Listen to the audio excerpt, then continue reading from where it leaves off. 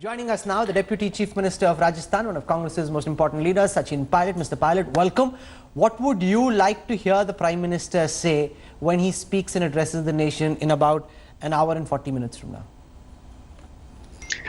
Frankly, I think no one knows what he will actually say at 8 o'clock, but I do believe that he will take everyone's views into consideration, all the stakeholders, state governments, and I for one believe that he must really take into account the scientific inputs and the data that we have. Any step we take from now henceforth is a very critical stage. So we must be very, very tempered and approach it with the scientific sort of methodology. I don't think we should repeat the mistakes that the US and the UK and Italy have made. We have to, of course, start bringing life back into our economy and start getting things on track. At the same time, the good thing is that the infection has not spread into villages in India. It's still largely a town and city issue.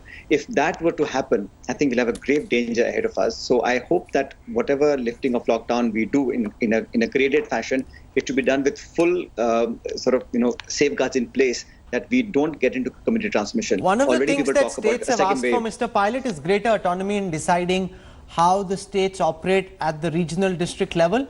If the Prime Minister were to accord greater autonomy to your government, how would you play lockdown 4.0 differently from what we've seen over the past 50 days? Well, I think not just Rajasthan, but every state, I think, is more empowered, more in the knowledge of what's happening on the ground. Of course, Government of India is in touch with, world bodies and WHO and international organizations. But data, guidance, support, help, is that what we need from the Government of India? But to see what is orange, what is green, and within one district, how much opening up we can do, that the district collector, the local representatives and the government of the day, I think are much better equipped to deal with. So therefore, that headroom and elbow room, Government of India should give to state governments. And state governments have a different landscape of the coronavirus in each state. So that must be taken into consideration. I do believe that this talking to the chief ministers that the PM has done off late, I think is a good indication. But I still think that he hasn't done what we've been asking him to do, which is to give state-specific funding and resources. That still hasn't come from Government of India, and that I think is a grave requirement at this time. You see, there are two issues. One, you are talking about resources that states need. The other is, it seems that you would prefer state-specific plans. Mr. Pilot, 4 states at the moment account for 66% of the cases of corona. Do you therefore say that it is no longer one size fits all, that if Kerala wants to open up barber shops, wants to open up restaurants, they must have the autonomy to do so? If Rajasthan wants to give even greater facilities for farmers to have free movement, they should be allowed. Is that what you are saying should be the Prime Minister's message, that we've now reached a stage where every state should have its own roadmap to tackle corona? Well, I think it never has been one shoe fits all. It's just not possible because India is such a large and diverse country.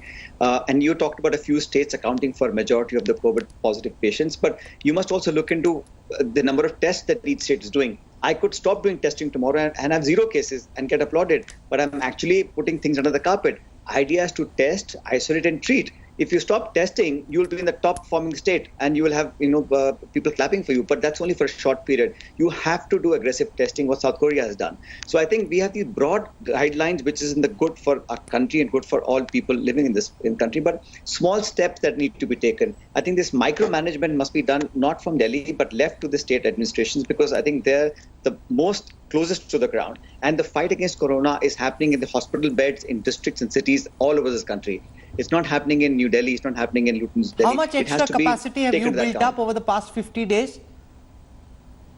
Sorry, repeat that again, Rahul. How much extra capacity, sir, have you been able to build up in the past 2 months? Our target has been to have 1 lakh beds in Rajasthan. So every district headquarter, we are now wanting to have testing, which we've done. Earlier, there was no testing at all done in Rajasthan. We are now upwards of 10,000 tests per day. And our aim is to go to 25,000 tests per day. Idea is to test everybody, to screen everybody. That is the only sure way of making sure that we are able to battle, if possible, that second wave that might come post-monsoon. The reason I'm asking you this, Sachin Pilot, is because there's a sense that we are now, the priorities are slowly shifting. Do you believe that the Prime Minister should therefore address new priorities? In the 3rd week of March, the fear was of a massive number of coronavirus cases that would stretch into lakhs. As it's turned out, it's been less than what the worst sort of alarm is. It could still change. So that's the fear. Do you believe that the time has come to open up? Let's be clear. And what does open up really mean for you? no, Rajdeep, I don't agree with you, and I want to raise a red flag. We cannot afford to take our eyes off the ball. We cannot shift priorities. We must accommodate other requirements, but our main priority is to limit. Don't forget, today, in the end of the third lockdown, our rate of positive patients is the highest that we recorded in the last 50 days. So numbers are increasing. Just because it's not as explosive as one might have feared, it doesn't mean you take our eye off the ball. No, so should your eye only be on the containment zone? For example, there are certain parts, including in Rajasthan, if a particular area has a few cases, the entire area gets described as a red zone. Should we move away from that and only focus on hotspot containment zone, not declare an entire district as a red zone, as has happened in the first 3 phases of the lockdown?